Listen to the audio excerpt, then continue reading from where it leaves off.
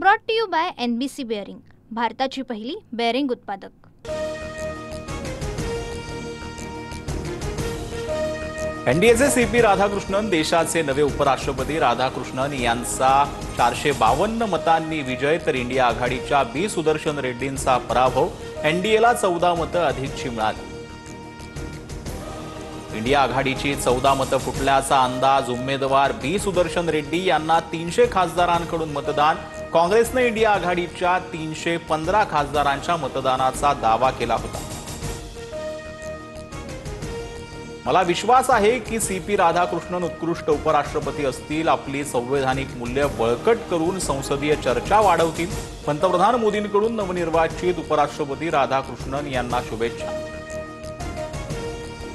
वातावरण तयार करून तोंडावर पडायचं अशी विरोधकांची अवस्था। एनडीएचे मतं फोडू असं सांगितलं, मात्र यांना स्वतःची मतं राखता आली नाही।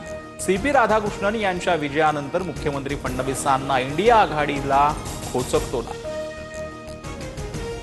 सीपी राधाकृष्णन यांना 25 जास्तीची मिळालेली मतं महाराष्ट्रातील खासदारांची, ठाकरे, पवार आणि काँग्रेसच्या खासदारांची मतं आम्हाला मिळाली। खासदार नरेश मस्केंचा दावा। ठाकरेंचे आमदार मिलिंद नार्वेकरांकडून नवीन उपराष्ट्रपती सीपी राधाकृष्णन यांचं अभिनंदन। नार्वेकरांकडून फोटो ट्विट करत राधाकृष्णन यांना शुभेच्छा।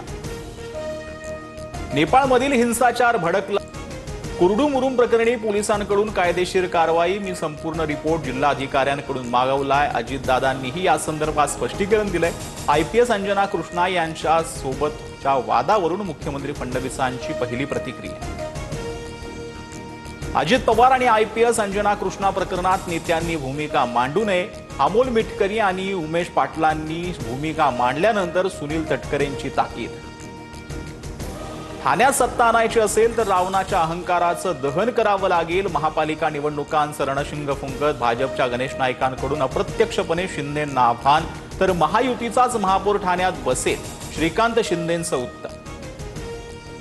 GR मागे घ्या किंवा बदल करा, आरक्षणाच्या GR मधील मराठा शब्दावर आक्षेप। समता परिषदेचे मुख्यमंत्र्यांना 8 पानीपत्र, दबावात निर्णय घेतल्याचाही पत्रामध्ये उल्लेख।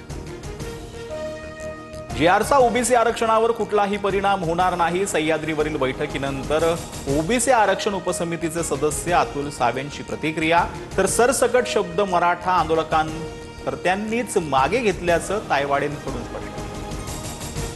हैदराबाद गॅजेटच्या GR विरोधात कोर्टात गेलात तर आम्ही 1994च्या GR विरोधामध्ये कोर्टात जाणार, मग ओबीसी ही 16% आरक्षण गेलंच म्हणून समजा, जरांगेंचं चॅलेंज।